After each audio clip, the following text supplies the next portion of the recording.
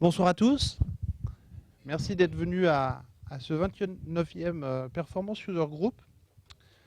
Aujourd'hui, le thème de la séance, c'est la performance et le cloud. Ah oui, ma couleur n'était pas tout à fait bien choisie. C'est l'invité mystère, en fait. C'est pour faire un peu de suspense. Il va nous parler de, de faire une API distribuée, Algolia, vous connaissez peut-être. C'est une API qui va être utilisée mondialement, sans utiliser ou presque le cloud. Et donc, pourquoi est-ce qu'ils ont fait ça? Donc, Sylvain, VP Engineering of Algolia, va nous parler de ça ce soir. On est chez Octo, petit message du sponsor. On recrute si ça vous intéresse ce que vous voyez ici, si ça vous intéresse ce qu'on fait. N'hésitez pas à venir nous en parler. On est là, Borémy, Antonio et moi, et on pourra répondre à vos questions.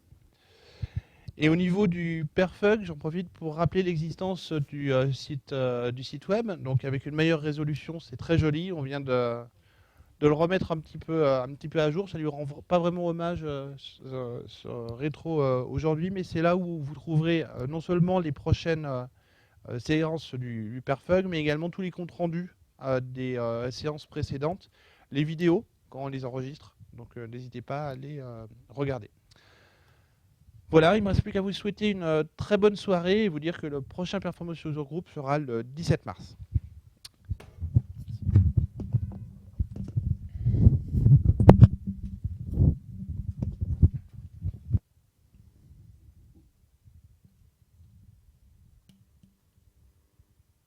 Tu peux peut-être le laisser en fait, je vais prendre le tien.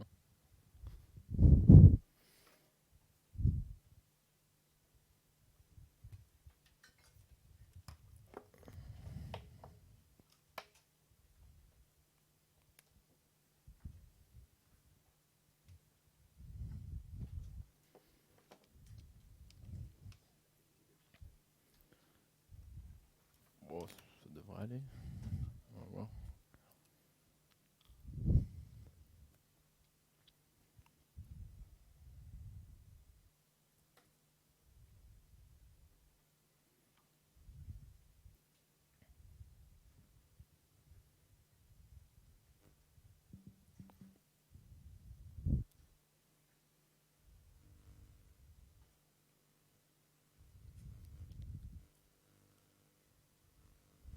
Top. Bonsoir à tous. Je suis ravi d'être là. Mon nom c'est Sylvain, effectivement. Et je suis là pour vous parler de perf. Je ne sais pas si vous avez vu mon t-shirt, mais la perf c'est quelque chose qu'on a vraiment à cœur à Algolia.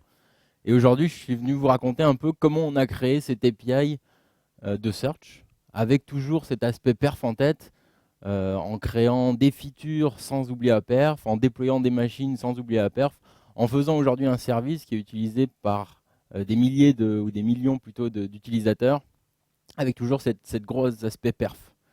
Pour vous donner une toute petite intro sur ce que c'est Algolia avant qu'on rentre techniquement dans le sujet, Algolia c'est une API de recherche, donc grosso modo c'est un moteur de recherche hosté qui va permettre à n'importe quel développeur d'implémenter la fonctionnalité de recherche à l'intérieur de son site web. Alors quand on pense search, on pense suite Google, on ne fait pas du tout un concurrent de Google. Nous ce qu'on fait c'est une recherche à l'intérieur des applications mobiles ou à l'intérieur des sites web qui permet à n'importe quel développeur d'implémenter ce qu'on peut retrouver comme expérience sur Google ou sur Amazon. En gros, un search qui marche, qui est rapide et surtout qui est pertinent. Et on a fait le choix de ne pas faire un logiciel comme on pourrait l'installer on-premise avec un Solar ou un Elasticsearch que vous avez peut-être l'habitude de manipuler, mais plus de rester sur le cloud et d'offrir une API pour pouvoir administrer son moteur de recherche et faire les recherches. Il y a plusieurs étapes pour pouvoir installer Algolia sur son site web, mais c'est assez simple. Le développeur va commencer par envoyer via l'API une copie de la data dans laquelle il veut chercher, puis il configure ses index. Dès que sa source reçoit des updates, peut-être c'est un site e-commerce et il a des nouveaux produits à vendre, ou c'est un YouTube like, il a des nouvelles vidéos, ou il y a des vidéos qui sont supprimées, toutes ces updates, on va lui demander de nous les envoyer pour qu'à tout moment, on ait une copie de la data qu'il a dans son serveur, mais à l'intérieur de notre moteur, et qu'on puisse proposer à ses utilisateurs une recherche qui est fraîche par rapport à sa source de données originale. Et comme je vous ai dit, la perf, c'est vraiment notre ADN. On a construit notre moteur from scratch en ayant toujours cet aspect perf en tête et en faisant le maximum pour pas dégrader cette instantanéité et cet aspect real-time que propose notre moteur. Le but, c'est vraiment Google. On veut que la barre de recherche Google, ça soit la même à l'intérieur des sites et qu'il n'y ait pas cette expérience utilisateur où on va taper une requête, bon, il ne se passe rien, j'appuie sur Entrée, ça charge, pour au final, dans la plupart des cas en plus, me dire ah, bah, tu avais fait une faute d'orthographe et puis en fait, ça n'a pas de résultat.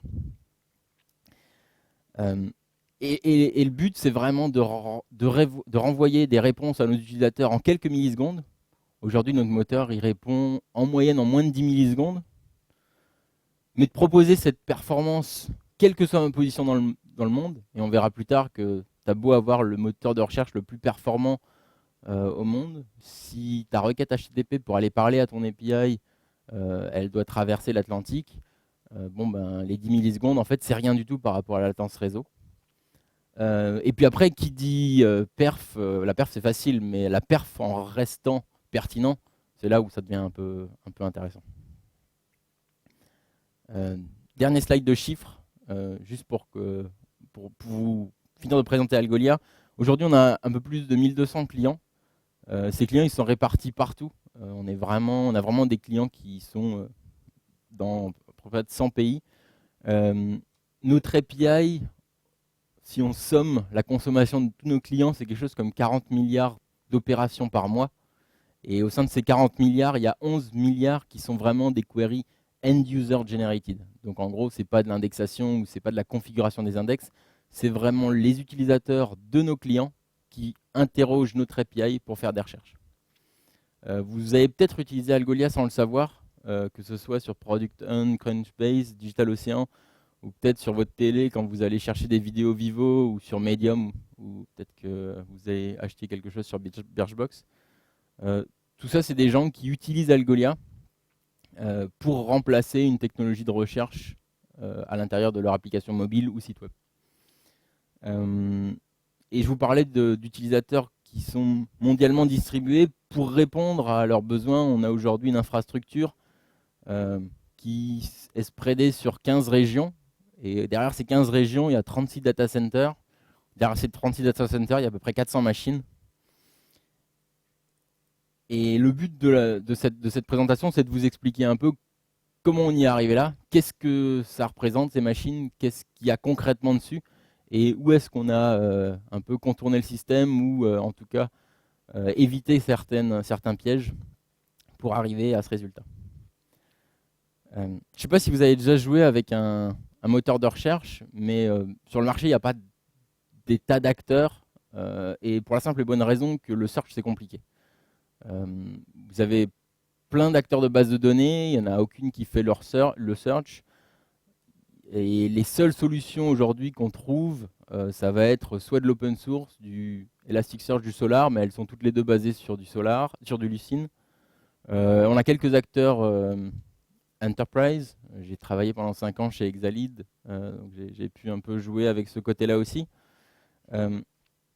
Tout ça pour vous dire que c'est pas pour rien qu'il y a assez peu d'acteurs sur le domaine de la recherche. C'est un domaine compliqué, il y a vraiment un set de contraintes en termes surtout d'IO, d'opération de read et de write, qui est assez dingue. Qui dit search dit aussi haute disponibilité. Le but, c'est pas que quelqu'un utilise votre service de recherche sans vous faire confiance et sans être sûr que vous allez être tout le temps disponible. Si la feature de search tombe, c'est quand même un des canaux principaux aujourd'hui pour que les utilisateurs de vos clients accèdent à leur contenu. Donc vraiment, le search, c'est une feature clé.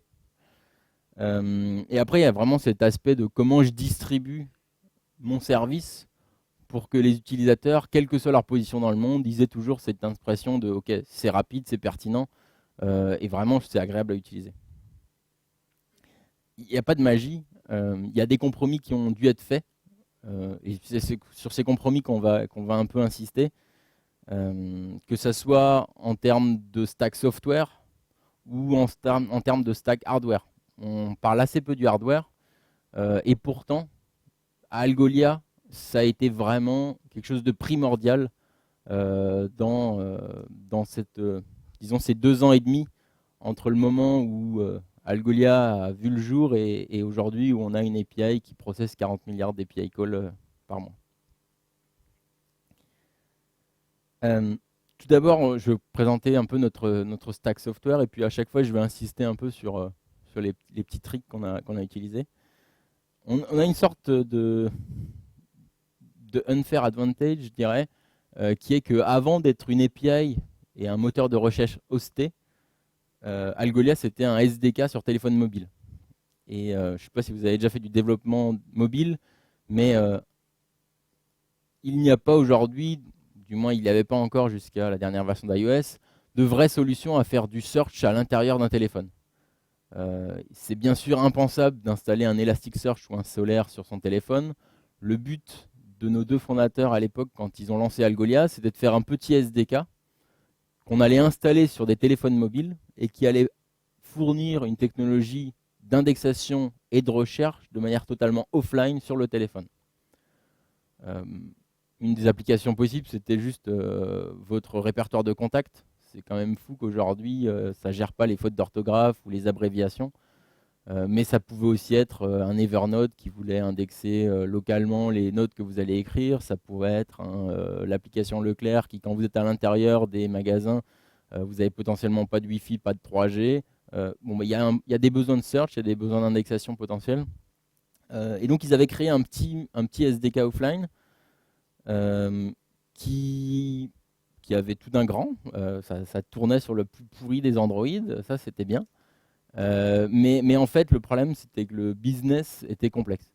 Aller vendre un petit SDK offline, même si c'était super, ça faisait vraiment des trucs dingues sur le plus pourri des téléphones, c'était compliqué. Le business model, si tu mettais un prix trop haut, personne ne te l'achetait. Si tu le mettais trop bas, rappelez-vous qu'une fois que c'est sur l'App Store, les développeurs, généralement, ils ne touchent plus. Il faut que ça tienne dans le temps. Donc, tu ne peux pas vraiment faire un pricing autre que one-shot à la vente. Donc voilà, c'était compliqué. Et c'est après quelques mois qu'ils ont dit, OK, en fait, j'ai l'impression que nos clients, ils ont aussi les mêmes problèmes online. Et pourquoi est-ce qu'on n'utiliserait pas cette technologie qu'on avait designée pour tourner sans CPU, sans RAM, avec pas de disque, sur le web, pour aller solutionner les problèmes de nos clients web et potentiellement aider les clients mobiles dès lors qu'ils ont une connexion Internet. Tout le moteur avait été développé en C++, parce qu'à l'époque du téléphone mobile, pour ne pas dupliquer le code entre les 3 archis les plus connus, le core était en C++ et au-dessus, il y avait juste des bindings Objective-C, Java et C#. C'est quelque chose qu'on a gardé. C'est aujourd'hui le même core engine qui était sur le téléphone et qui est aujourd'hui déployé sur tous nos serveurs et qui fait cette API. On nous pose souvent la question, ok, mais vous utilisez quoi pour stocker la data?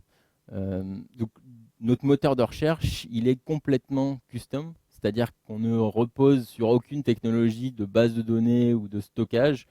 Les structures de données qu'on a fait le choix d'utiliser ont été implémentées nous-mêmes.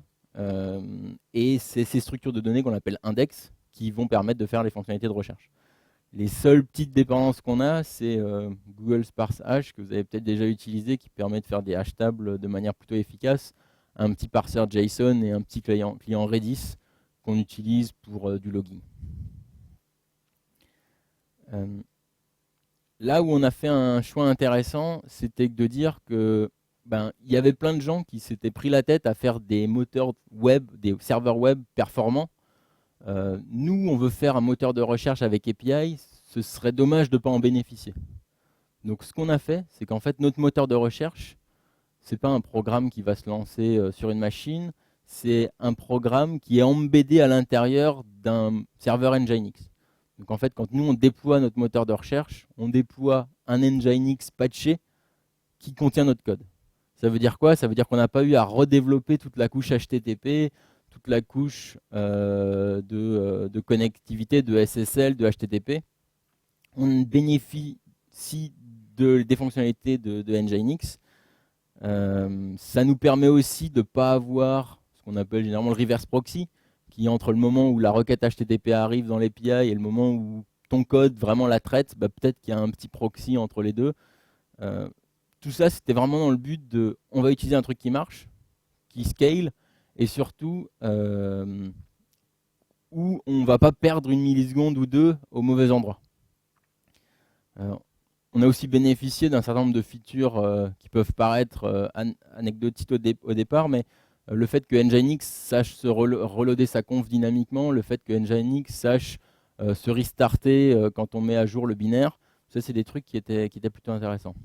Par contre, ce qu'on n'avait pas du tout anticipé, c'est que la configuration de base d'Nginx ne nous permettait pas du tout de scaler et résoudre le problème qu'on appelle souvent C10K, qui est en gros la capacité à un serveur web d'accepter un certain nombre de connexions à la seconde, en l'occurrence 10 000. Faut savoir que la configuration d'Nginx, et c'est ce qu'on voit en haut à droite, elle a un certain nombre de connexions qu'elle peut traiter en simultané. La configuration de base, il me semble qu'elle est à 1024. Forcément, quand on commence à avoir des clients qui ont plein de clients, on va avoir un sacré paquet de connexions à la seconde. Et ce 1024, on l'a explosé assez rapidement. Donc premier truc qu'on a dû faire, c'est juste patcher un tout petit peu notre configuration Nginx. Et on pensait qu'on en était sorti d'affaire, sauf qu'en fait, pas du tout. Le serveur sur lequel on tournait, une distribution Ubuntu assez classique, même combat. La distribution Linux de base que tu installes, dans laquelle tu ne fais rien de spécial, n'est vraiment pas designée pour aller taper sur ce genre de problématiques. Que ce soit en termes de taille des backlogs dans la stack TCP, que ce soit en termes de configuration des timeouts et de à quel point je vais éventuellement dropper des paquets si on me floude, tout ça, il n'y avait rien de configuré.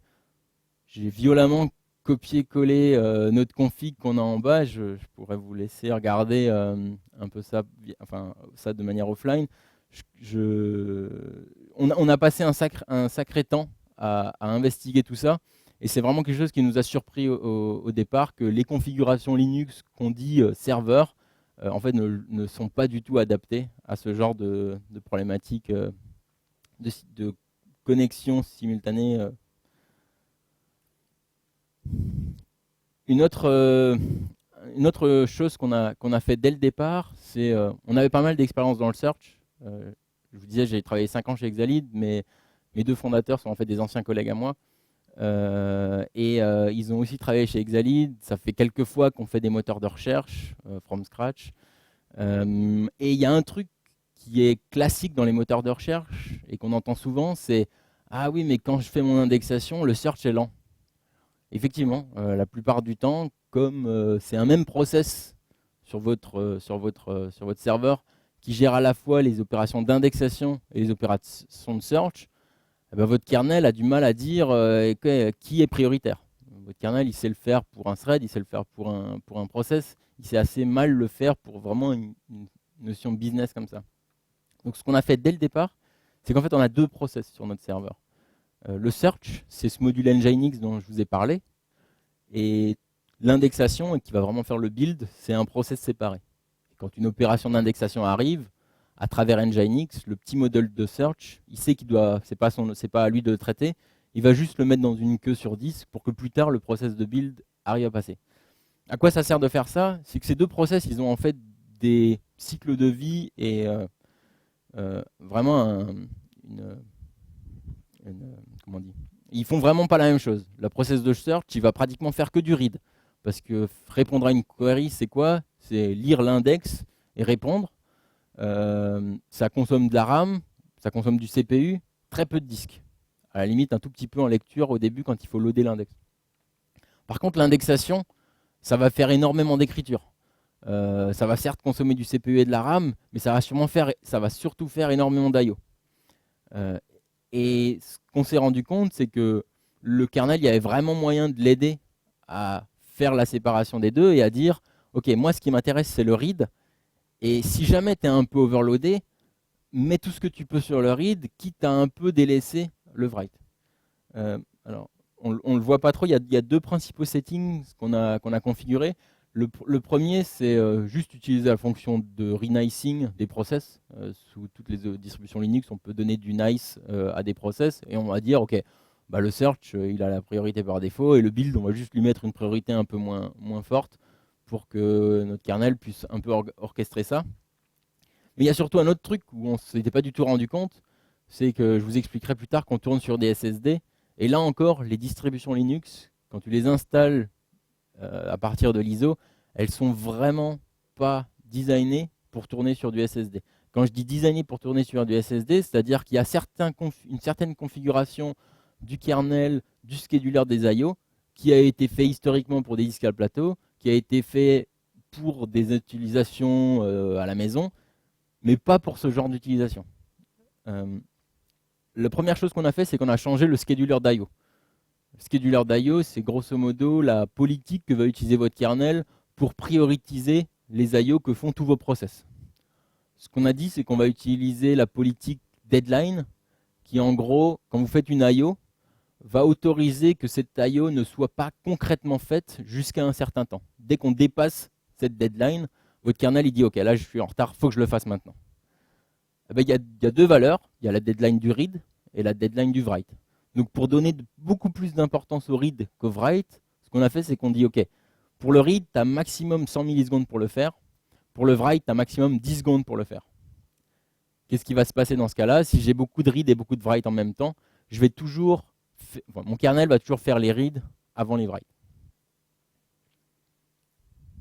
C'est bon jusqu'à présent?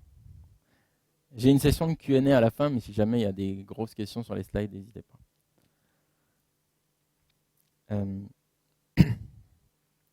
Donc ça c'est bien, on a un moteur de recherche qui tourne correctement sur une machine, mais ce que je vous disais tout à l'heure, c'est oui, c'est bien d'être performant, mais si tu n'es pas hautement disponible ou si tu n'es pas pertinent, ça n'a pas de sens.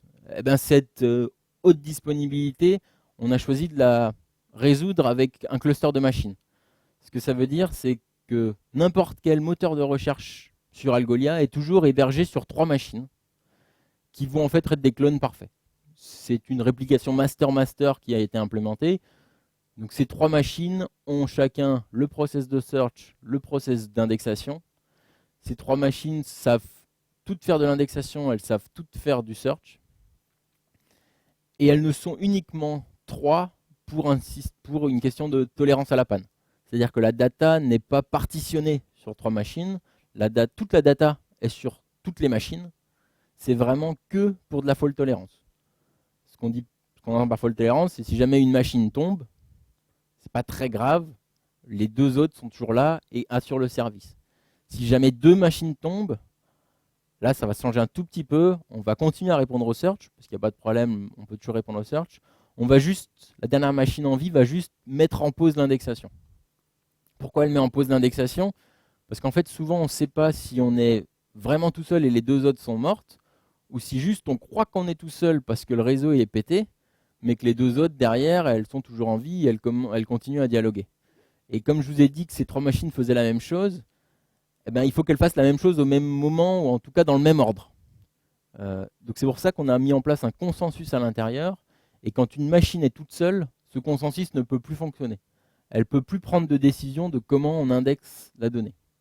Donc elle va juste mettre en pause l'indexation. Ça veut dire que sur 10, on va stacker tous les jobs d'indexation à faire, et que dès qu'une machine revient à la vie ou que les 2 machines reviennent à la vie, là on va commencer à se resynchroniser. De la même manière, là il suffit de taper consensus distribué sur internet ou regarder les solutions qui existent aujourd'hui. La solution qui vient à l'esprit, c'est Zookeeper.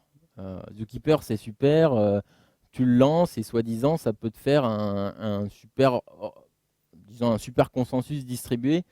Le problème de Zookeeper, c'est que c'est un process à part. Donc tu rajoutes potentiellement dans ton infrastructure une complexité supplémentaire parce que ton process, pour savoir s'il a le droit d'indexer, il faut qu'il passe par un autre process qui lui demande. Donc ça, c'est une communication qui peut être plus ou moins safe, plus ou moins stable. C'est compliqué. Ensuite, comme on avait besoin de beaucoup de performance, on voulait mettre des timeouts assez bas. Assez bas. Par exemple, ok, j'ai plus de réponse d'une machine, je l'oublie, je dis qu'elle est down. Ces timeouts-là, si tu les mets trop bas, le problème sur Zookeeper, c'est que c'est implémenté en Java. Qui dit Java dit garbage collection. Et qui dit garbage collection dit bah, des fois ça va prendre un petit peu de temps. Et pendant ce petit peu de temps, si tu mets ton timeout trop bas, tu vas potentiellement faire croire aux autres que tu as timeouté. En fait, non, tu étais juste en train de garbage collecter. Donc voilà, pour toutes ces raisons, on s'est dit ok, on oublie Zookeeper. Ce qu'on va faire, c'est qu'on va implémenter ce consensus distribué nous-mêmes, pour changer, à l'intérieur du process de build. Donc on a implémenté un algorithme qui s'appelle Raft, qui est assez facile à implémenter.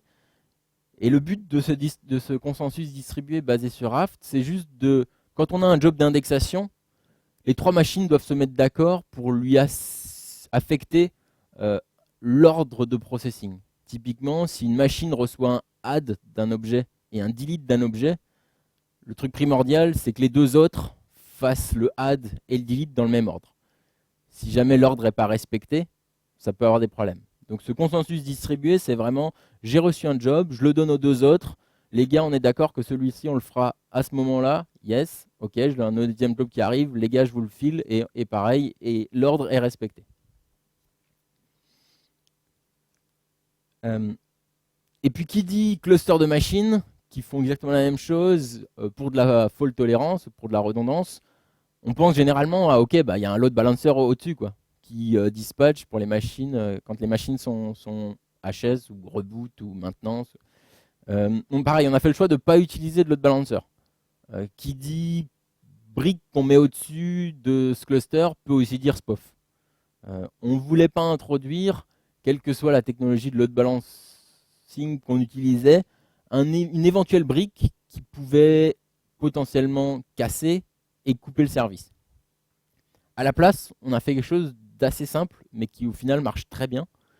C'est que pour parler à notre API, on va recommander à tous nos utilisateurs de passer par des clients d'API qu'on a écrits nous-mêmes. Il y a des implémentations dans à peu près tous les langages à la mode, sauf Clojure, Rust, des trucs qu'on n'a pas envie d'en faire. Et dans ces clients d'API, il y a une petite logique qui implémente le fait qu'il y ait trois machines. Ce que ça veut dire, c'est que le client d'API, il target d'abord une machine, et si jamais la machine ne répond pas, la machine timeout, la machine est en train de mourir, le client d'API a la notion de « Ok, je vais peut-être taper sur la suivante ou sur la troisième ». Rassurez-vous, les clients d'API n'ont pas les IP de nos machines dans leur code. On passe par la résolution DNS. Je vous ai un tout petit peu menti en disant que le client d'API va prendre une machine au pif, puis retravailler sur la deuxième, puis retravailler sur la troisième. On a un petit record DNS magique juste au-dessus qui, et on le verra un tout petit peu plus tard, va d'abord nous donner une machine du cluster qui est vivante. Et si jamais celle-ci s'avère ne pas être en vie, parce que entre le moment où on l'avait détectée vivante et le moment où je l'appelle, potentiellement elle est tombée, ou il peut y avoir des petits problèmes comme ça, ou de cache ou de TTL, alors à ce moment-là, on va retravailler bêtement sur la 1, la 2, puis la 3. Ouais. Il n'y a pas de sharding, effectivement. Alors peut-être qu'on n'a pas la même définition du sharding. Pour moi, quand je parle de sharding, j'imagine que tu parles de partition de la data. Ouais. Non, ici, il n'y a pas de sharding, c'est-à-dire que toutes les machines ont toute la data. L'algorithme de consensus distribué sert uniquement à faire en sorte que les trois machines appliquent les jobs d'indexation dans exactement le même ordre. Peut-être pas au même moment, parce que potentiellement une machine est chargée, va prendre un peu plus de temps à indexer, mais si on attend et qu'on lui envoie plus de jobs d'indexation, on regarde, elles vont avoir sur disque toute la data et exactement la même.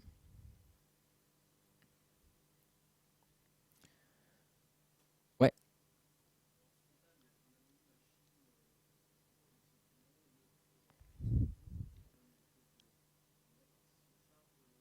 Alors, la question, c'était est-ce qu'en frontal, il y a une machine ou est-ce qu'il y en a une pour plusieurs clients? En fait,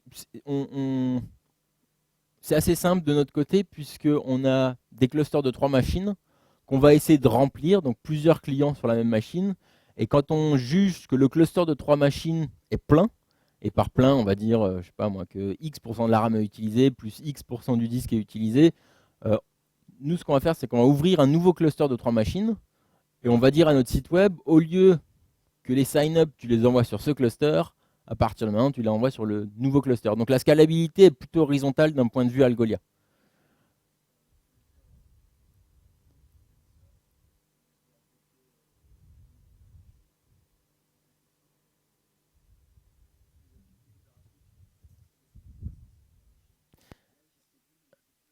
Ah, alors la question, c'est est-ce qu'il y a une machine qui schedule de la recherche ou de l'indexation?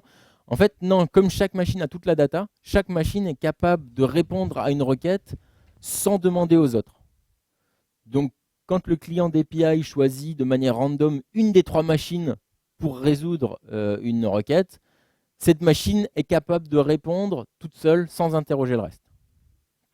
Pour le build, on va interroger les autres machines pour se mettre d'accord et accepter le job et le faire dans le même ordre. Mais disons que si jamais on n'arrive pas à parler aux autres machines tout de suite, on arrivera plus tard quand les machines reviendront à la vie ou que le réseau sera résolu.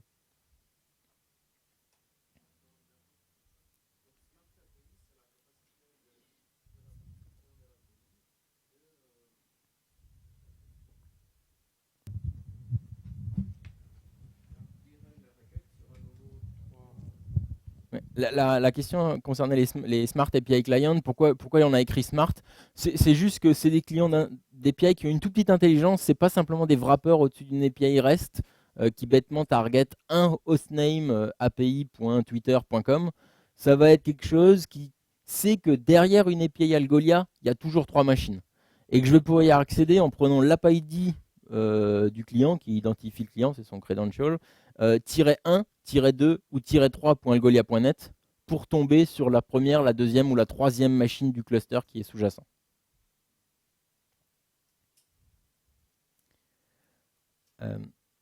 Bon, bah, quand on avait fait ça, on était assez content de nous, c'est-à-dire qu'on avait maintenant notre moteur de recherche qui tournait de manière efficace, rapide. On avait cette fault tolérance qui était prête. Mais en fait, on s'est vite rendu compte que ça ne servait à rien si tes utilisateurs étaient trop loin de ton cluster. Comme je vous disais, notre moteur répond en moyenne en 10 millisecondes, mais si le cluster est hébergé en France et que tes utilisateurs sont à Sydney, en fait, tu as beau répondre en 10 millisecondes, par rapport aux 240 qui vont être nécessaires à traverser l'océan Indien et l'Europe, ça va pas servir à grand-chose. L'expérience utilisateur, au final, elle sera pas bonne. Donc ce qu'on a fait, c'est qu'on a introduit quelque chose qu'on a appelé le Distributed Search Network, qui grosso modo implémente une réplication worldwide. Alors attention, on a joué avec un acronyme qui ressemble à CDN, c'est pas un CDN, c'est pas un cache. C'est-à-dire que c'est pas des mêmes caches qu'on a stockés à droite à gauche qui vont se souvenir de à cette requête est associé ce résultat. Non, c'est vraiment une réplication intégrale de l'index dans plusieurs régions du monde pour que les utilisateurs de ces régions puissent attaquer le data center le plus proche. Ce routing intelligent, il est fait à base de GeoIP, c'est-à-dire que si votre utilisateur est en France, quand il va essayer de résoudre votre app-id.algolia.net, on va le rediriger, ou plutôt notre provider DNS va le rediriger vers le data center qui a la data le plus proche. Ce qui est bien avec ce provider DNS également, c'est qu'il gère l'IDNS. C'est quelque chose qui n'est pas supporté par pas mal de providers. Typiquement, Amazon ne le supporte pas. L'IDNS, c'est juste une extension du protocole DNS qui va permettre de stocker l'IP source de la requête et pas l'IP de l'ISP ou du routeur que vous avez devant vous. Pour que vraiment la GeoIP et la détection de où est-ce qu'est l'utilisateur qui m'interroge soit vraiment la position de l'utilisateur et non pas la position du routeur ou la position du fournisseur d'accès à Internet de cet utilisateur. Pour gérer tout ça, le provider qu'on utilise, qui s'appelle NS1, a besoin d'un certain nombre de data. Nous, on a besoin de lui dire cet utilisateur-là a son cluster principal ici et est répliqué là et là. Mais on a aussi besoin de lui dire est-ce que les machines sont up? Est-ce que les machines sont overloadées? Est-ce que voilà, il faut lui donner l'état de ton parc. Donc ce qu'on a fait, c'est qu'on a une quarantaine de probes qui sont un peu dispersées partout dans le monde, qui vont en continu pigner toutes nos machines et fournir, après agrégation et une fois qu'on aura tiré les conclusions de tout ça, interroger le provider de DNS et lui dire ok, cette machine est down, cet utilisateur a été répliqué ici, et maintenant vas-y. Une fois qu'on avait implémenté ça, on était content, on avait résolu le problème de vitesse et surtout on avait résolu le problème de vitesse quelle que soit la position des utilisateurs sur la planète. Le problème qu'on n'avait pas vu, c'est qu'il y avait une brique bête qu'on n'avait pas redondée, c'est le DNS. Alors souvent on se dit, bon bah attends, le DNS, si ça tombe, c'est vraiment pas de chance. Oui, mais ça arrive. Ça arrive notamment quand il y a des attaques. Manque de bol, plutôt il y a 1 an et demi, notre provider DNS s'est fait attaquer. Bon bah il répondait toujours, mais il répondait lentement. Donc le problème de ça, c'est que tu as beau avoir un super moteur de recherche qui répond rapidement, des réplications partout dans le monde pour que tes utilisateurs passent pas beaucoup de temps sur le réseau, mais si la résolution DNS prend 100 millisecondes, bah, tu es à retour à la case départ. Donc ce qu'on a fait, c'est qu'on a 2 noms de domaine et nos API clients, ces Smart API clients, ils ont cette connaissance aussi. Donc si jamais ils n'arrivent pas à résoudre un hostname, ils vont essayer l'autre hostname. Donc on a 2 providers de DNS. Petit tips en passant, comme toutes les startups qui se sont créées entre 2013 et 2014, on s'était dit que c'était super cool et super geek d'acheter un .io. Et donc notre API, c'était algolia.io. Très mauvaise idée. Parce qu'en fait, le .io, je ne sais pas si vous savez un peu comment marche la résolution DNS, mais il y a un certain nombre de serveurs racines qui contiennent l'intégralité de la table de tout ce qui est en .io. Et ben, des serveurs racines.io, il y en a 7 sur la planète. Et des serveurs racines.net ou .com, on doit être dans la centaine. En plus de ça, en Asie, le serveur racine.io il était complètement overloadé. Donc ce qui se passait, c'était juste le fait d'utiliser un TLD.io nous pénalisait les perfs parce que aller interroger des serveurs racine.io ou être en Asie, ça posait un gros problème. Donc on est passé de .io et .net à .net. Le deuxième c'est un .com juste pour être sûr. Mais voilà. C'est bon pour la stack software? Top. Donc comme je vous disais tout à l'heure, le software c'est bien et franchement c'est quelque chose où il faut passer du temps. Mais à Algolia, heureusement qu'on a passé énormément de temps sur la stack hardware. Et j'en ai pas encore parlé plus que ça jusqu'à présent, mais il y a une grosse question qu'on s'est posée au départ qui était, bon ben, est-ce qu'on va acheter des serveurs sur le cloud, chez Amazon par exemple, comme tout le monde, ou est-ce qu'on part sur du bare metal?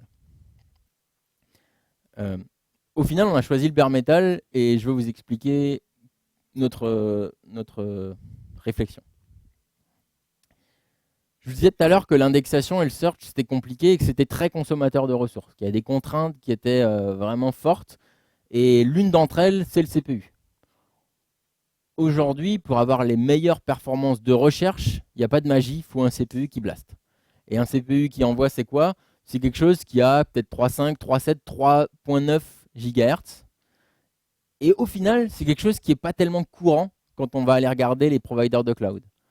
Pour plusieurs raisons. C'est que souvent, eux vendent des serveurs faits pour le web, faits pour spawner 40 workers Ruby qui vont processer et qui sont de toute façon lents. J'adore le rugby, j'en fais. Nous, on va préférer avoir, allez, peut-être 4 corps, peut-être 6 corps, soit 8 ou 12 threads, mais au moins que chacun des threads soit vraiment, vraiment performant. De toute façon, répondre à une query, il y a une grosse partie qui est, pour la plupart de nos clients, single-threadée. Donc, une seule query ne va utiliser qu'un thread, autant que les threads soient ultra efficaces. On perdrait plus de temps à faire du multithread et à remerger pour faire une réponse au client que vraiment d'avoir seulement un fil d'exécution, mais qui envoie. Là où ça devient un peu taré, c'est qu'on a testé à peu près, je sais pas moi, une bonne dizaine de CPU pour trouver au final quelle est la version du CPU qu'on voulait. La seule, la vraie, la bonne. Si vous voulez des CPU qui sont bien et qui tiennent la route, vous pouvez prendre les 1650 V3 aujourd'hui de chez Intel. C'est vraiment des CPU qui ont une cadence qui nous a permis de faire ces réponses en quelques millisecondes. Ce qui vient directement après ça, c'est la RAM. Là, il y a peut-être moins de différence entre la RAM qu'on peut trouver sur le cloud et la RAM qu'on peut trouver sur du bare metal. Mais au moins, quand on est sur du bare metal, on sait très précisément à combien de mégahertz est le bus entre le CPU et la RAM. Et on peut s'assurer de ne pas avoir des RAM qui seraient plus pour ton MacBook à la maison, alors que toi, tu as un serveur qui essaye de processer 40 milliards d'API calls par mois. Elles sont tous à 1600 ou à 2400 MHz.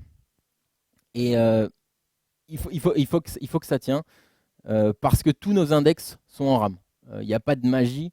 Pour répondre efficacement, tu ne peux pas te permettre de faire des accès disques. Donc on va faire en sorte que les index de nos clients, toute leur data, soient tout le temps en RAM. On n'est pas les seuls à faire ça, hein. Google a le web plusieurs fois en RAM. C'est vraiment des choses qui sont nécessaires.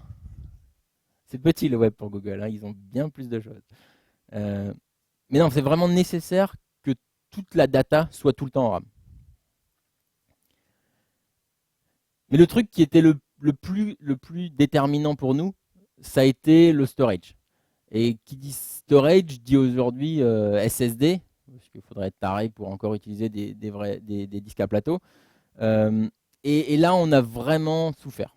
Quand je dis vraiment souffert, c'est que la technologie de SSD qu'on a aujourd'hui sur le marché n'est pas encore totalement faite pour ce que nous, on avait envie d'en faire. Pour être très rapide à la search et pouvoir répondre en quelques millisecondes, on fait des trucs à l'indexation, peut-être un peu plus de trucs que la moyenne, on précalcule beaucoup de choses et on écrit beaucoup de data. On écrit quelque chose comme 10 terabytes par jour par machine. Donc ça commence à travailler un peu. Et les SSD qu'on trouvait sur le marché dans ces dernières années, pour la plupart, on les a cramés. Ce qui n'était pas très marrant. En gros, un SSD a une durée de vie de quelques terabytes, quelques centaines de terabytes, des nouvelles générations, quelques pétabytes de durée de vie. Et après cette durée de vie, après ce nombre d'écritures possibles, normalement, il meurt. Ce qui était assez impressionnant, c'est que dans notre tête, on se disait, au fur et à mesure que le disque va mourir, on aura des perfs de moins en moins bonnes. En fait, pas du tout. Tout marche très bien, et d'une minute à l'autre, tout marche très mal. C'était assez impressionnant les plateaux qu'on pouvait voir et à quel point, une fois que le disque dur le SSD a été cramé, tu ne pouvais plus rien faire, il était mort. Le problème qu'on a eu derrière ça, c'est que, rappelez-vous, nos clusters, c'est 3 machines. 3 machines qui font exactement la même chose. Oui, c'est ça. Et effectivement, une machine mourait, c'était branle-bas de combat parce que la deuxième allait mourir dans les 12 heures et la troisième pareil. Et ça s'est confirmé, hein. Donc dans ce cas-là, il n'y a pas grand-chose à faire. Il fallait faire changer le disque. À l'époque, on utilisait des S3500, donc c'est la version juste avant ceux-là, et ils avaient une durée de vie de 3 mois. Donc tous les 3 mois, on changeait 2 disques par machine. Notre provider commençait à se poser des questions. Vous faites quoi?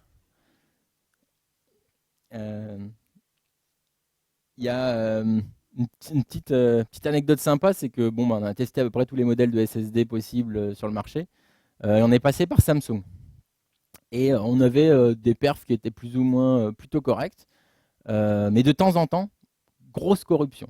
Et quand je dis grosse corruption, c'est que sur ton disque, tu avais tout un bloc à zéro, en plein milieu de ton index. Ok, qu'est-ce qui se passe? Donc on a commencé à investiguer et on a fait un blog post qui a bien marché d'ailleurs, où on expliquait que Samsung, ça marchait pas. Bon, ça nous a valu beaucoup d'allers-retours avec Samsung, qui n'était pas très content qu'on les attaque en frontal comme ça. Et au final, ils ont eu raison, parce que le bug n'était pas dans le disque dur, mais c'était un bug dans le kernel Linux, toutes versions confondues, qui faisait que en RAID 0, avec une fonctionnalité de trim activée, le disque dur Samsung, ou plutôt le firmware du disque dur Samsung, ne pouvait pas être d'accord avec le kernel s'en foutait et forçait l'écriture des blocs à zéro. Pour petit rappel, le trim, c'est une fonctionnalité sur les SSD qui permet à intervalles de temps réguliers de vraiment dire au disque, ok, ces blocs-là sont plus utilisés. C'est grosso modo pour essayer de sauvegarder un peu ton SSD. C'est de moins en moins nécessaire. Donc ce qu'on avait fait à l'époque en quick fix, c'est ok, on désactive le trim quand on est sur Samsung. Ce qu'on fait aujourd'hui, c'est qu'on achète un tel. Euh, alors, le 3710, c'est du PCI. Les autres, ça reste toujours du SAS. Petite subtilité aussi, on est en RAID 0. Et le RAID 0, c'est sûrement quelque chose qu'on n'a pas l'habitude de faire chez soi, parce que grosso modo, ce que ça veut dire, c'est qu'on met une moitié sur un disque, une moitié sur l'autre. Et donc, genre, un bout de fichier sur l'un et l'autre bout de fichier sur l'autre. Ce qui veut dire que si un disque meurt, toute ta data est perdue. Nous, c'était pas trop un problème, parce que comme on a deux autres machines qui font exactement la même chose, si jamais on perd un disque des deux, bon, bah, la machine est morte, mais on pourra toujours la restaurer à partir des autres machines. On a entre 400 Go et 1 Tera de SSD. C'est pas forcément pour indexer et stocker les index de nos clients, parce que comme je vous disais, on met tout en RAM. Donc finalement, la quantité maximale de data qu'il peut avoir sur une machine, elle est plutôt drivée par la taille de la RAM que par la taille du disque. Toujours est-il que si jamais il y a un problème réseau et qu'une machine doit stacker les jobs d'indexation sur disque avant de pouvoir les processer et les donner aux deux autres, bah, il faut avoir un peu de marge. Plus les logs, plus un tas de trucs. Donc c'est plutôt pour avoir de la marge. Petite mention toute particulière à Mmap. Je ne sais pas si vous avez l'habitude d'utiliser Nmap, mais on en fait une utilisation intensive à Algolia. Mmap, c'est un appel système qui vous permet de mapper un fichier en RAM. Et en fait, ce qui est bien dans notre moteur, c'est qu'on l'a designé pour qu'il n'y ait aucun overhead à lire un index. Ce que ça veut dire, c'est que quand vous ouvrez un index, vous n'avez pas besoin de créer une structure en mémoire qui vous ferait, je ne sais pas quoi. Nous, on mmap une zone du fichier, et la query, en fait, elle part là-dedans, et la structure est sérialisée dans cette zone du fichier, et donc sérialisée en mémoire. Il n'y a pas de création de hashtag, buffer, vecteur ou whatever. Ouais.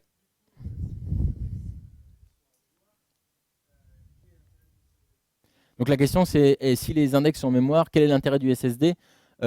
La simple raison du SSD, c'est que les index sont buildés sur disque. Le SSD, il nous le faut pour le monter le plus rapidement possible en mémoire. Parce que cette opération de je suis sur disque, je le monte en mémoire pour processer une query, bon ben, les pages qui sont sur disque, il faut qu'elles montent dans ta mémoire, dans ta barrette. Pour aller vite, on passe par du SSD. De la même manière, à l'indexation, l'indexation c'est quelque chose qui est plutôt séquentiel, mais où il faut aussi des perfs. Donc là aussi, SSD obligatoire. Tous les index sont en mémoire, mais si jamais un index se fait upgrader, on ajoute des documents, des objets dans un index, la structure va être modifiée sur disque. Donc à la query, on va voir que l'index a été modifié, on va laisser tomber l'ancienne génération qu'on avait en RAM, on va reloader la nouvelle. Donc si jamais tu fais des queries sans t'arrêter, ça reste en mémoire. Si jamais tu commences à faire des indexations, potentiellement on va relaisser tomber des morceaux pour recharger des autres. Mais en vrai, pour pouvoir répondre à une query, tout est en mémoire.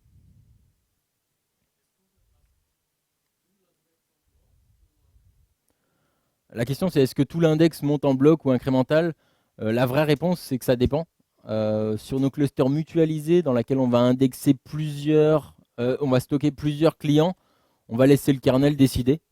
Donc il va plus ou moins garder en mémoire les blocs qui sont utilisés. Pour d'autres utilisations où on va vendre plutôt des clusters entiers à des clients, on va souvent forcer leurs index à être tout le temps en RAM pour que le kernel ne décide pas de faire des choses lui-même.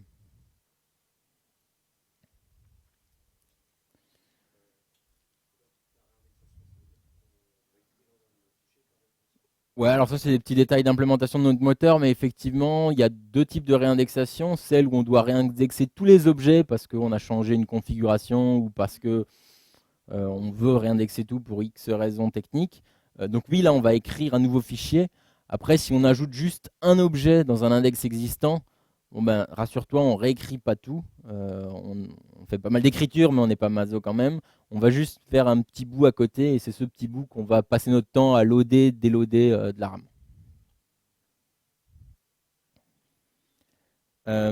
Bon, bah ça s'arrête pas là, parce que oui, CPU, RAM, disque, c'est bien, mais après il y a le réseau.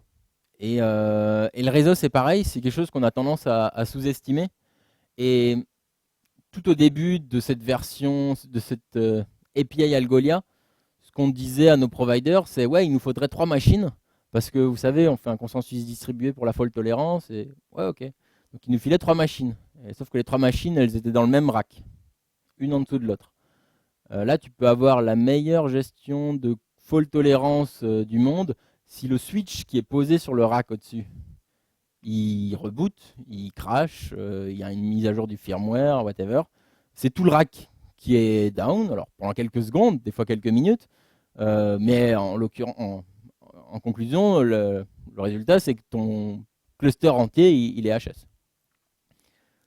Donc ce qu'on fait aujourd'hui, c'est qu'on a plusieurs providers de network, on a plusieurs data centers, et dans l'idéal, ce qu'on veut faire avec les clusters de 3 machines, c'est les mettre chaque fois dans un réseau et dans un data center différent. C'est quelque chose qu'on fait facilement aux États-Unis. C'est quelque chose qu'on est en train de faire en Europe, qu'on fait déjà à Sydney, au Japon, à Singapour, au Brésil. C'est pas trivial quand même parce qu'il faut trouver des data centers qui sont séparés avec vraiment des systèmes autonomes complètement différents, des réseaux différents, des fibres qui passent pas dans la même gaine. Mais il ne faut pas que ça soit trop loin quand même. Parce que rappelez-vous, ces 3 machines, elles n'arrêtent pas de se parler entre elles. Si tu commences à mettre trop de kilomètres entre des data centers, tu vas avoir un overhead de taré à juste faire un consensus entre tes machines, ça ne va pas marcher. Tu vas commencer à avoir des timeouts, tu vas commencer à vraiment être perturbé par ça.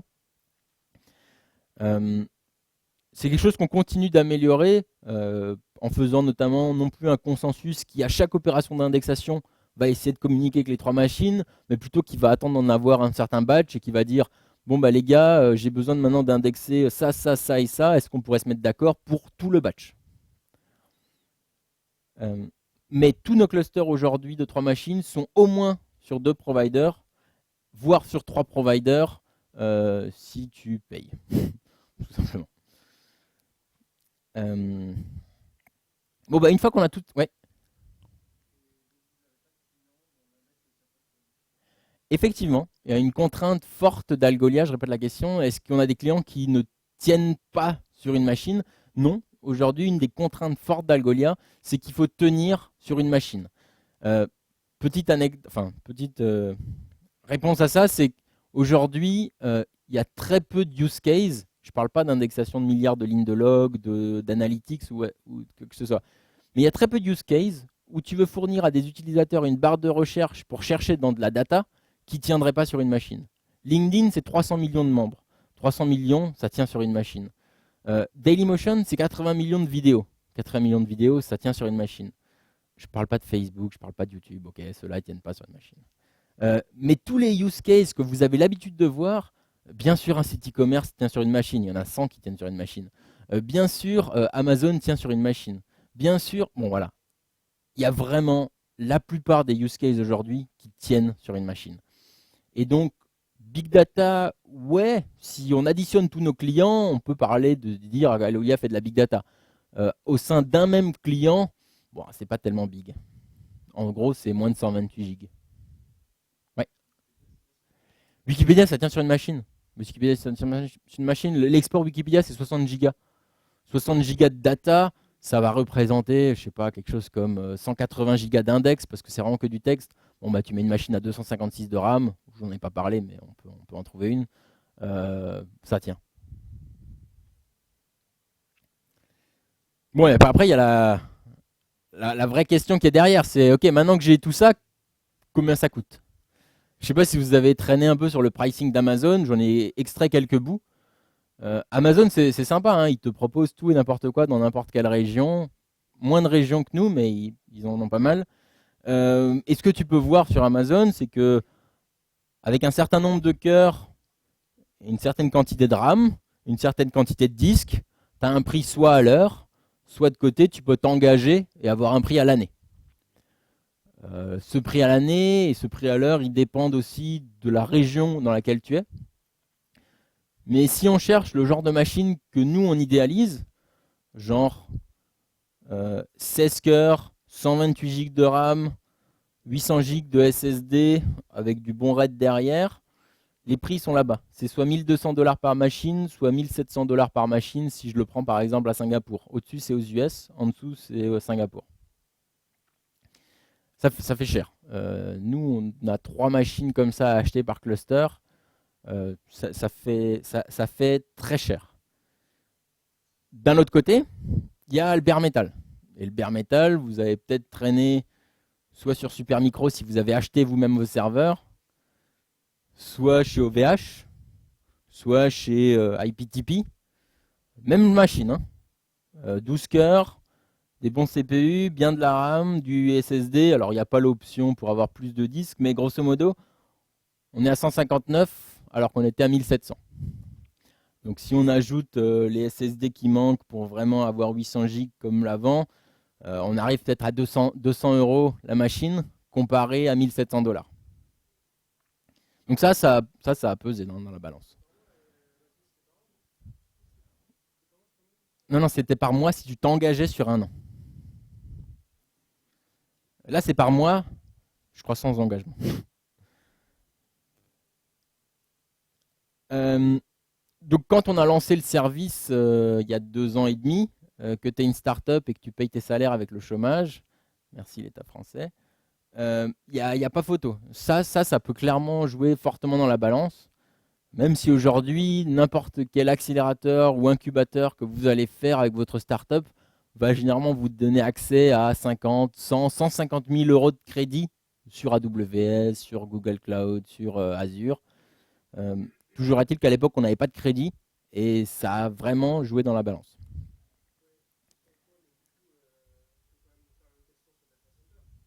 Il faut quand même.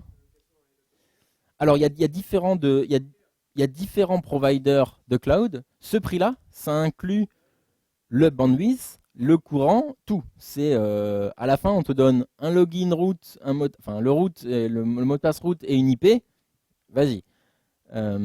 Mais c'est vrai que certains providers, et c'est ce qu'on a choisi de faire aux US par exemple, pour implémenter la fault tolérance à 3 providers, pour 2 d'entre eux, on utilise ce genre de machine. Donc, on fait de la location de machines dédiées dans des data centers. Pour la troisième, ce qu'on a fait, c'est qu'on a acheté nos machines. Donc, on est allé chez Supermicro en haut à droite. On a commandé, voilà, 64 machines, tout ce qu'il faut bien. Et pour le coup, là, on ne loue que l'emplacement, le courant et le réseau dans un data center, un troisième data center. Donc, on fait une offre de colocation. Bon, ça c'était gentil, mais en fait, ça cache plein de problèmes. Parce que oui, le coût, c'est beaucoup moins cher. En réalité, il faut comparer ce qui est comparable. Et on ne compare pas un prix sur le cloud où je fais comme ça, j'ai une machine, à je vais chez OVH, je remplis le formulaire, ça me donne une machine, je dois l'installer, je dois demander à ce qu'on me change le disque, je ne peux pas la rebooter en mode... bon. Premièrement, il n'y a pas d'API généralement. Ça, c'est quand même quelque chose qui est formidable avec le cloud. Je peux avoir une API, l'appeler, avoir 50 machines. la rappeler, en avoir plus que 20, la rappeler, en remettre 50. Quand on passe par du bare metal, au mieux, tu as un KVM programmable. Au pire, tu as une applet Java que tu peux que lancer sous Windows pour avoir accès à ce genre d'interface qui te permet d'accéder au BIOS pour brancher les disques que ces imbéciles n'ont pas complètement branchés et enfin pouvoir démarrer ta machine. En termes de délai, on ne parle pas non plus de la même chose. Aujourd'hui, sur Amazon, en un claquement de doigts, on a une machine. Je peux vous dire que pour avoir des clusters dédiés à Sao Paulo ou à New Delhi, il faut avoir en tête qu'il y a au moins 2 mois de provisioning.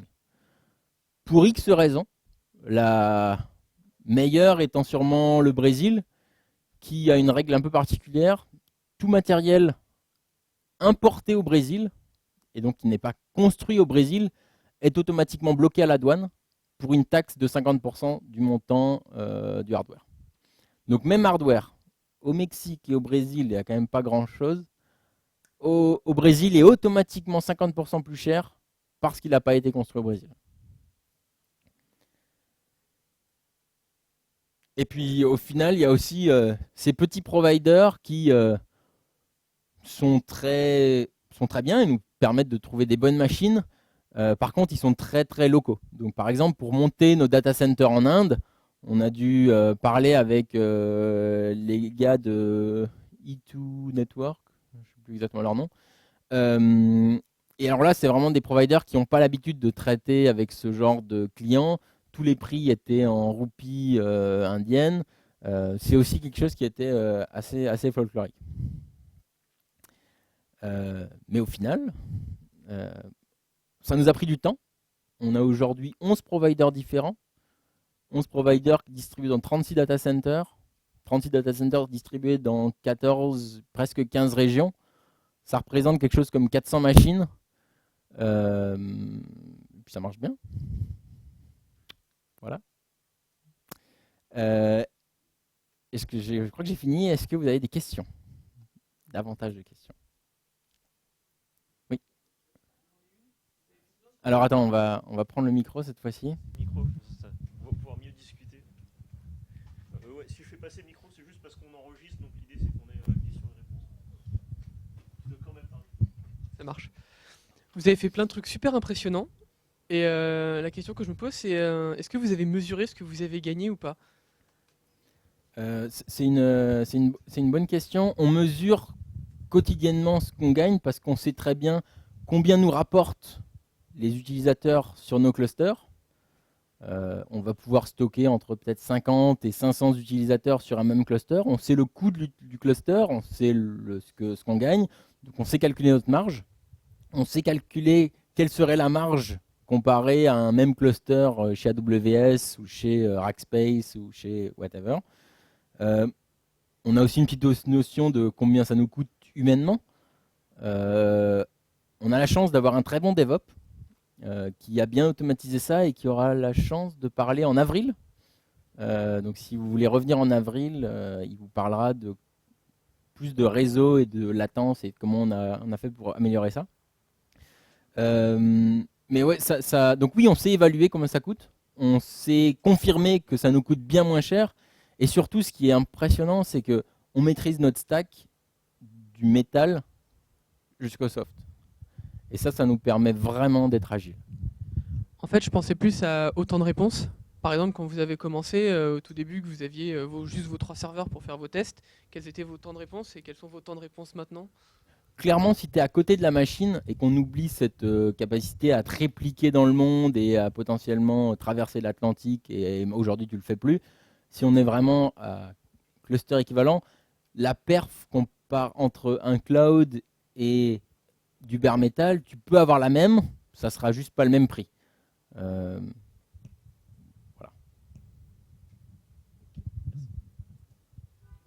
Amazon, les machines qui aujourd'hui rivaliseraient avec les nodes, vous avez vu, c'est les machines i.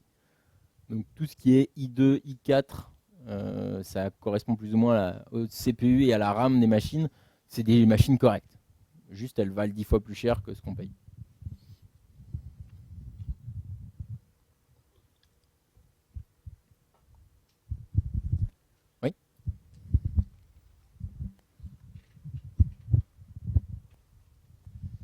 Alors pour le search, tu as dit que vous avez développé un module Nginx parce que c'est du web, etc. Ça gère tout l'HTTP. Ouais. J'imagine que le build, c'est la même chose. Les gens, ils envoient les données en HTTP. En fait, il y a une petite subtilité, c'est que les opérations de build passent par la même API et donc passent aussi à travers Nginx. C'est juste le module Nginx qui sait faire du search. Quand il voit une opération de build, il ne la processe pas et il ne renvoie pas directement la réponse. Il va l'écrire sur disque dans une queue. Et c'est un process de build à côté qui a absolument aucune connexion avec Internet, qui va juste passer son temps à aller dépiler cette queue pour aller processer et indexer Le les front-end documents. est le même et ensuite ça se split. C'est ça. Ok.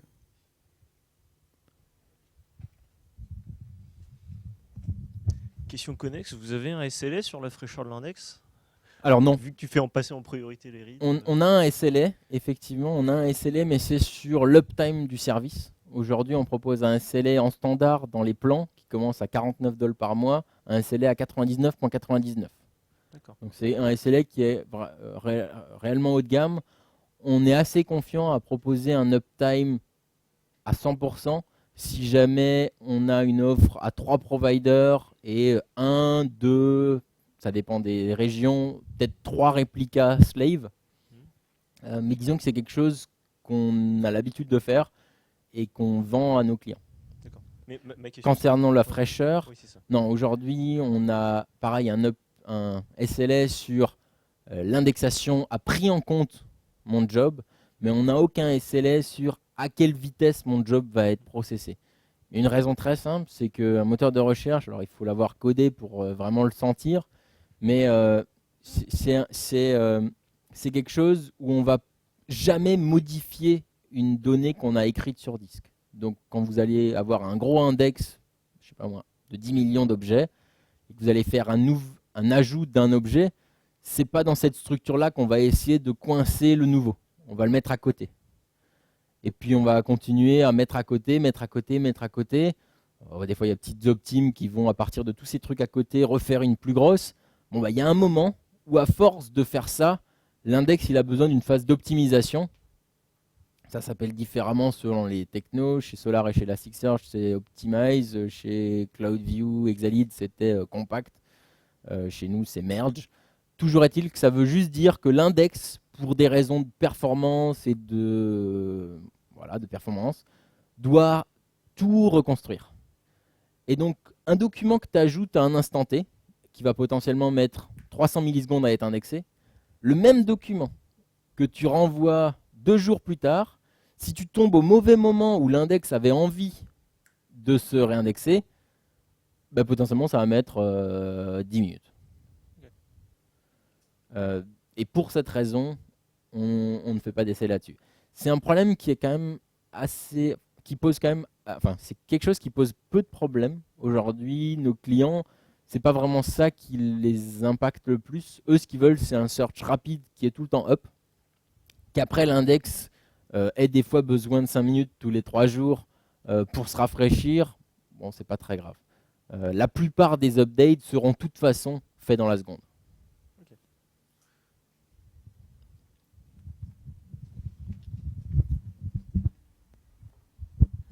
Oui, moi j'avais une question sur le CPU en fait. Tu as dit que tu utilisais des 1650 Ouais. qui sont donc des CPU qui sont de haute fréquence mais pas beaucoup de cache. Ouais. Est-ce qu'il n'y avait pas un bénéfice à avoir des caches plus grands en fait? Est-ce que vous n'avez pas benché par exemple avec un 2687 qui est un tout petit peu moins cher mais beaucoup plus de cache? Parce qu'a priori tu manipules beaucoup de RAM donc le cache devrait être... Je ne saurais pas te répondre. On les a forcément testés. Je demanderai si tu veux notre DevOps et il pourra vous répondre en avril ou avant par mail. Je sais pas, je saurais pas te répondre. Tu sais leur fréquence Alors le 2687 c'est 3.1 de base et 3.5 en turbo. Ouais. Et ça peut avoir joué joué. Après l'autre problématique, c'est qu'il faut juste pouvoir les acheter chez 11 providers différents, que ce soit en Inde, que ce soit au Brésil, que ce soit à Sydney. Il faut que les providers soient capables de te les fournir. Donc on les a peut-être benchés, ça a peut-être donné des résultats suffisants ou satisfaisants, mais peut-être on peut juste pas les avoir. Ça, c'est quand même une chose qu'il faut vraiment prendre en compte, c'est que Sur Supermicro, c'est cool parce qu'on peut tout acheter, tu fais ta machine toi-même. Mais quand tu vas avec ton devis Supermicro chez le provider et tu lui dis bah, je veux ça, il te regarde, il fait mais on fait jamais ça. Donc après, bon, tu négocies, ça passe.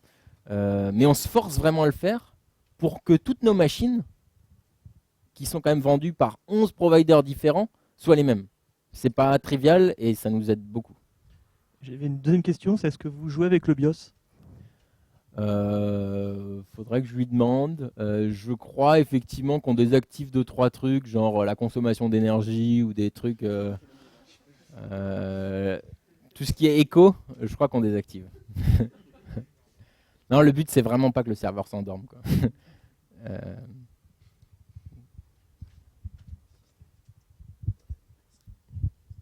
Et du coup, les SSD, on vous les facture ou ça fait partie du forfait, hein? Pour l'instant, on ne les a jamais facturés, mais quand on commençait à en cramer un tous les 3 mois par machine, au VH, pour ne pas les citer, on commençait à poser des questions. Qu'est-ce que vous faites? Pourquoi? Donc on leur a expliqué. Très sympa, on a vraiment eu une vraie discussion avec OVH et ils ont poussé à mettre en interne, upgrader les versions de leur SSD. C'était pas forcément que à cause de nous, mais en tout cas, ils nous ont vraiment écoutés. Là où on a eu une autre discussion, c'était au Brésil, où pour des raisons de coût, le provider voulait vraiment pas nous donner les SSD qu'on demandait. Et on lui a dit, bah, ok, mais on se revoit bientôt. 2 semaines après, c'était du SSD qui était pour ton desktop à la maison, quoi. Et on les a cramés et il a dit, bon, ok. Et donc, on a payé un peu plus cher que ce qu'il avait l'habitude de vendre. Mais voilà. Et, alors, question connexe, j'avais lu que Intel il faisait des SSD garantie 5 ans. C'est vrai ça tient 5 ans? Je crois justement que c'est les 3710 qui ont une lifetime de je ne sais plus combien de pétabytes et qui, dans nos calculs, Algolia pourrait tourner dessus 3 ans. Donc ça doit être cela, parce qu'on a... Merci. Après, ça reste 5 ans d'utilisation au quotidien, hein.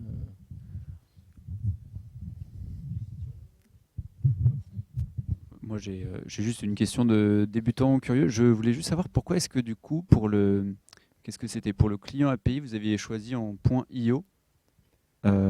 C'était le point IO, ouais. C'était vraiment pour la frime. C'est qu'on s'est dit, D'accord. IO, ça fait input, output, c'est très geek. Ok. Quoi de mieux pour une API de s'appeler input, output? D'accord, ok. Pour le style. Et c'était une erreur. Ok.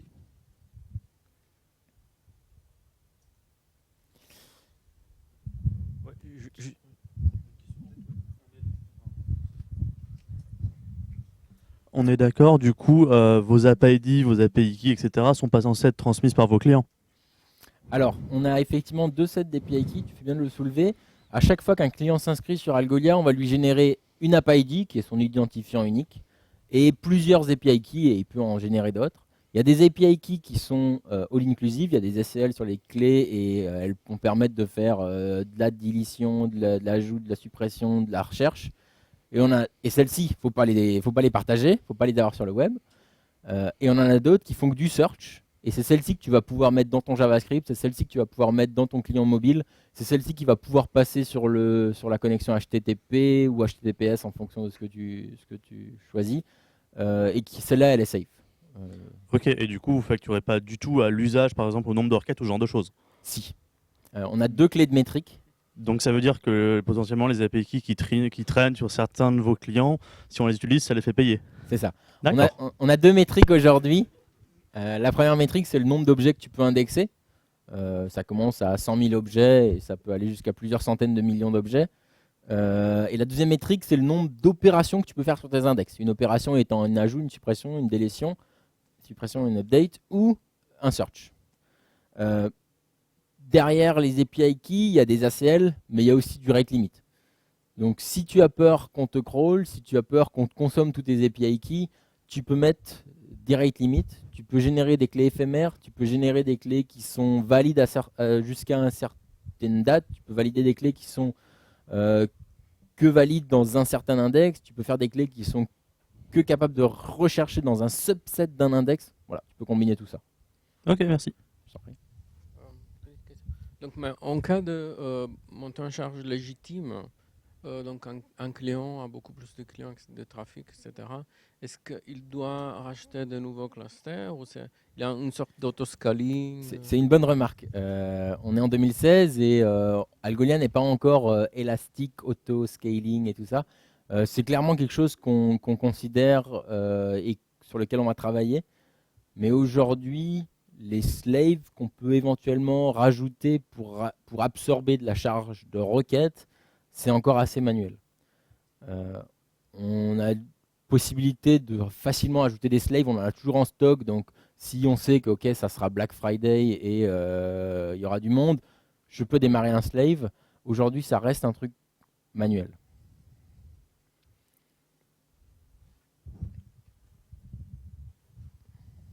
Juste une question, tu parlais de plusieurs clients sur le même cluster. Ouais. Il n'y a pas d'effet de bord en mode j'ai un client qui est un peu plus gros que l'autre. Enfin, c'est des choses que vous gérez ou vous répartissez ça? C'est effectivement une bonne remarque. Parce qu'on maîtrise toute la stack, on a pu limiter le nombre de threads d'indexation par API ID. Donc jamais on ne consommera plus d'un thread d'indexation pour un client sur nos clusters mutualisés. Ça, c'est le côté indexation. Côté search, on garde toujours des threads disponibles pour le search. C'est assez rare qu'on soit sur des clusters mutualisés en manque de CPU pour processer des requêtes, parce que voilà, on voit comment nos utilisateurs sur ce cluster mutualisé grossissent, on anticipe tout ça. Si jamais un client qui était sur un cluster mutualisé commence à vraiment consommer trop de ressources, on va aller le voir et on va lui dire, écoute, a priori, tu as consommé l'intégralité de ton plan et on est le 5 du mois. Ce qu'on peut peut-être faire, c'est te mettre sur un cluster entreprise qui est en fait exactement la même chose, sauf que tu es tout seul sur ton cluster et qu'on fait sauter la limite de 1 thread par API ID.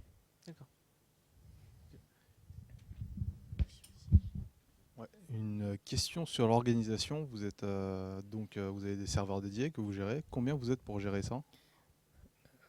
Si je te le dis, ils sont 2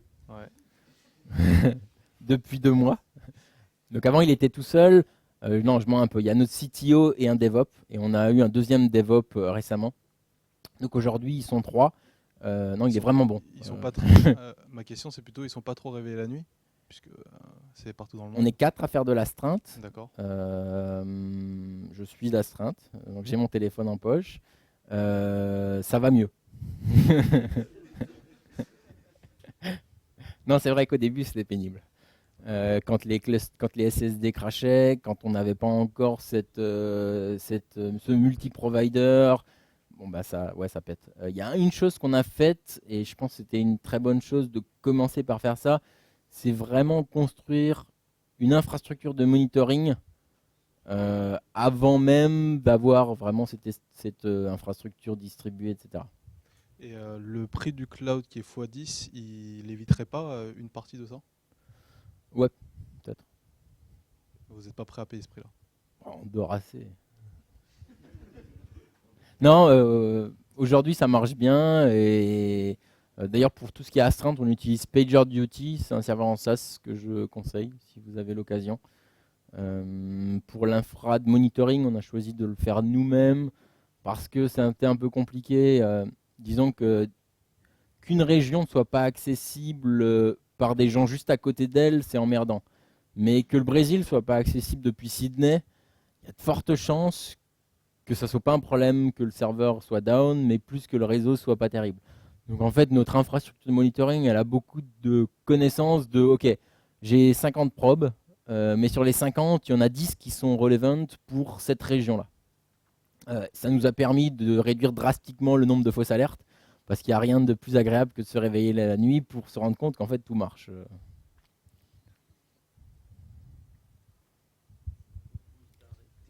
Cool. Nous aussi on recrute. Hein. Donc on a des bureaux à SF et à Paris, on est 44. Et il y a un an on était 12, donc on a besoin de monde. Merci beaucoup.